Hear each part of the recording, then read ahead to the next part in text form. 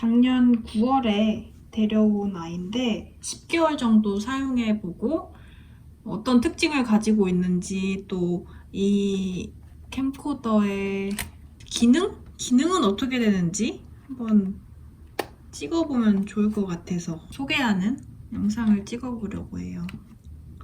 원투바이라는 일본 경매 사이트에서 구매를 했고 캐논 아이비스 HFR11이라는 제품이에요. 2010년에 출시된 모델이고 13년 된 13살이 된 아이죠. 10배 주민 이런 거 있고 이게 또 아이비스잖아요. 일본에서 출시된 제품이라 보면 일본어가 써져 있는 걸 볼 수 있습니다.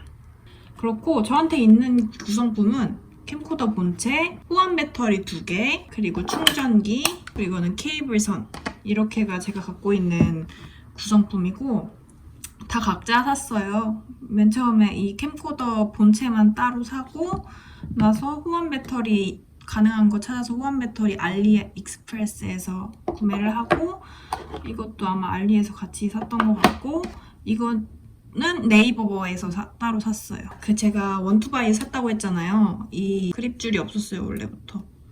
그래서 제가 그냥 직접 바느질을 해서 대충 손 끼울 수 있는 그런 끈을 달아 놓은 거죠. 이게 있으면 조금 더 간지가 날 텐데 없어서 저는 그냥 이렇게 쓰고 있습니다. 나쁘지 않아요. 그리고 처음 왔을 때부터 이렇게 큰 기스가 있었어요. 보이시죠? 이렇게 큰 기스가.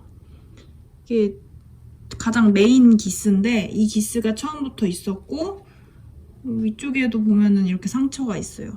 상처. 근데 그렇기 때문에 제가 더 편하게 쓸 수 있었다. 막 들고 다니면서 그냥 전투적으로 쓸 수 있어서 되게 좋았던 캠코더였고 기능에 대해서 한번 확인을 해볼게요. 배터리를 넣어보겠습니다. 이렇게 밑에를 열면은 배터리를 넣을 수 있어요. 배터리를 넣고 온, 오프 파워가 있죠? 이거를 2초 정도 눌러줍니다. 소리를 내면서 켜져요. 그러면 뚜껑을 열고 시간을 설정하라고 나옵니다. 23년 6월 15일 PM 11시. 오케이. 오케이를 하면은 이렇게 설정이 되고요. 언어를 바꿔줘야 해요. 언어를 바꾸는 건 이거를 누르고 여기가 이제 언어를 바꿀 수 있는 메뉴가 있는 곳이에요. 이거를 눌러줍니다. 그리고 위에서 이렇게 옮겨주면 되는데 언어는 어디 있냐? 바로 여기에 있죠. 딱 봐도 언어라고 생긴 한자가 있잖아요. 거기를 또 눌러주면은 잉글리시로 바꿀 수 있습니다. 영어가 제 모국어처럼 느껴지는 순간이죠. 이렇게 랭귀지를 바꾸고 나면은 이거를 1920, 1080으로 가장 높은 숫자로 바꾸고요. 그리고 이것도 17 Mbps 이걸로 바꿔요. 왜냐면 가장 화질이 좋게 나올 테니까. 딱 봐도 얘가 가장 좋아 보이지 않아요? 그리고 위로 올라가면은 이제 이거는 효과예요. 효과 이런 거는 필요 없기 때문에 오프로 해놓고요. 이거는 꺼져 있네. 아, 지금 이거 사람 모드라서 그런가 보다. 이거 보면 메뉴에 있는 게 이제 인물 모드, 시네마 모드 이렇게 있는데 AE 모드를 해놓고요. 끝이에요. 이렇게 설정하면 끝입니다. 이렇게 하고 보통 사용을 해요. 이런 설정들은 배터리를 바꾸면은 다시 설정해줘야 돼요. 조금 번거롭죠? 이 캠코더가 그렇더라고요. 이 배터리를 가는 순간 이 설정들을 다 다시 해줘야 해서 시간 설정부터 언어, 화질 설정까지 다 리셋이 되기 때문에 가장 설정하기 쉽게 딱 요거 바꾸고 요거 바꾸고 이렇게만 바꿔서 사용하고 있습니다. 이 아이의 동작 방법에 대해 설명을 하자면 이게 녹화 버튼이고요. 요 위에 줌인 버튼이 있습니다. 이렇게 줌인, 줌아웃, 줌인 버튼. 녹화도 한번 해볼까요? 이렇게 빨간 버튼이 이렇게 빨간 점이 생기면서 초가 가죠. 이렇게 되면은 녹화가 되고 있다는 거고 지금은 배터리가 풀 충전돼 있습니다. 이런 식으로 해서 위에를 당겨서 줌인 이런 식으로 할 수 있는데요. 친구의 줌인 능력이 굉장해요. 그래서 굉장히 제가 좋아하는 부분이죠, 그 점은. 그리고 이 옆에 보면은 이렇게 누를 수 있는 버튼들이 있어요. 이것들이 무엇을 뜻하냐? 맨 위에 있는 얘부터 보자면 얘는 갤러리라고 보면 됩니다. 들어가면은 이렇게 제가 찍어 놓은 것들을 볼 수 있어요. 옆으로 넘어가면서 보면 되고요. 그리고 다시 누르면 이제 갤러리에서 나오는 거고요. 그리고 이거는 그러니까 오토 모드로 찍을 건지 이걸 누르면 오토 모드로 찍히는 거고 이거를 다시 눌러서 불러주면은 제가 설정하는 모드로 찍히는 그런 거예요. 근데 저는 보통 그냥 설정해서 찍기 때문에 오토 모드를 사용하지는 않았었어요.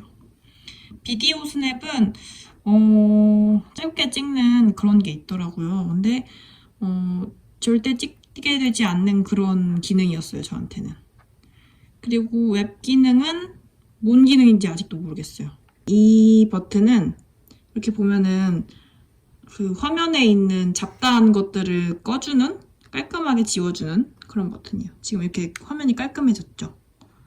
다시 눌러주면은 화면에 이런 잡다한 것들, 이런 정보들이 뜹니다. 이렇게 사용해주면 되고, 이거 이렇게 회전 물론 되고요. 이렇게 해서 찍을 수도 있습니다. 보시죠? 이렇게 찍으면 돼요. 기능은 거의 다 끝난 것 같아요. 그리고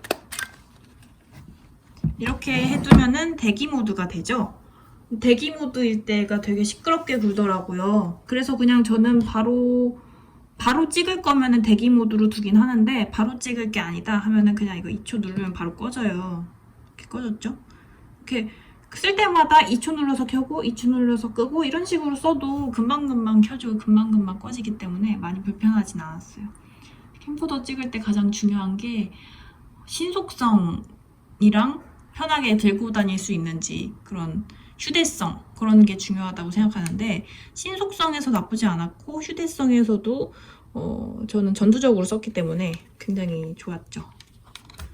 그리고 보면은 이 친구가 일단 내장 메모리가 32기가예요. 32기가면은 넉넉하죠, 사실. 되게 넉넉하고 그 외에 외장 메모리도 SD카드도 삽입할 수 있지만 SD카드가 안 읽히더라고요. 그래서 그냥 저는 내장 메모리만 사용을 하고 있고 내장 메모리를 사용하기 때문에 그 파일을 하려면은 캠코더랑 연결을 해야만 해요. 연결할 때 필요한 게 바로 이 잭이에요. 이렇게 생긴 잭이거든요. 사실 요즘에는 쓰지 않는 잭인데 이름이 뭐였냐면 IFC300PCU USB 케이블이라고 하더라고요.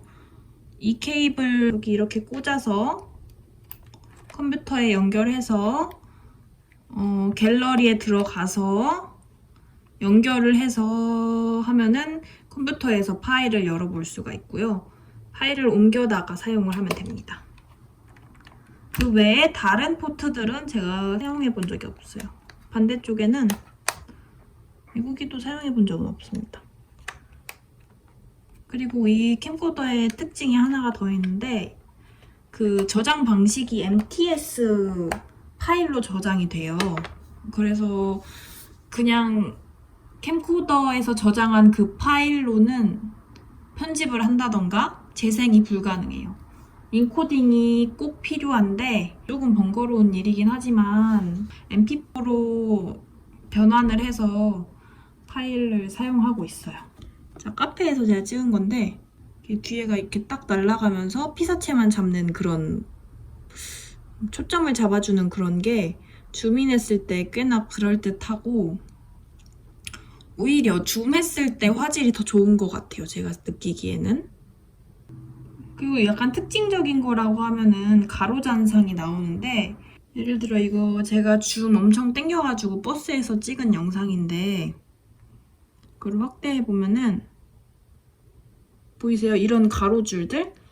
이런 가로줄들이 영상에서 느껴져요. 지금은 제가 확대해서 느껴졌다고 볼 수 있지만 예를 들어 이런 느낌의 가로줄이거든요. 그러니까 이런 가로줄처럼 보이는 현상들? 이런 게 되게 특징적으로 나타나요. 이게 신경 쓰면 보이고 신경 안 쓰면 사실 안 보이긴 하는데 그러한 특징을 가지고 있습니다. 굉장히 잘 쓰고 있고 제가 원래 이렇게 손에 끼우는 캠코더에 로망을 가지고 있었기 때문에 더 오래 쓰고 있는 것 같아요. 그리고 수요가 그렇게 많지 않은 캠코더라 그냥 저는 약간 그런 마이너 감성도 좋아해요. 그냥 모두가 원하는 그런 캠코더보다는 저만 쓰는 그런 캠코더 좋아하기 때문에 앞으로도 잘 쓸 수 있을 것 같고 최근에 다시 카메라를 사고 싶은 그런 욕심이 좀 생겨서 카메라를 다시 살 수도 있을 것 같은데 그래도 이 캠코더는 잘 사용할 것 같아요. 같이. 이 캠코더만의 감성이 또 있거든요. 뭔가 들고 다니기 되게 편하면서 막 쓸 수 있고 줌인하면 느낌 있고 그런 느낌? 근데 2010년에 나온 제품이다 보니까 화질 면에선 당연히 떨어지니까 선명한 화질과 그런 깊이감에서 떨어지는 부분이 있어서 새롭게 카메라를 장만할 수도 있을 것 같긴 합니다. 그리고 이 버튼이 아마 그 사진 찍는 버튼, 포토라고 써있죠? 사진 찍는 버튼인데 절대 쓰지 않죠. 비디오로만 쓰기 때문에 사진을 찍진 않습니다. 사진에 대한 기대도 없고요. 여기까지 저의 캠코더 10개월 사용해본 캐논 아이비스 HF-R11에 대한 소개 영상을 마치도록 하겠습니다. 감사합니다. 안녕.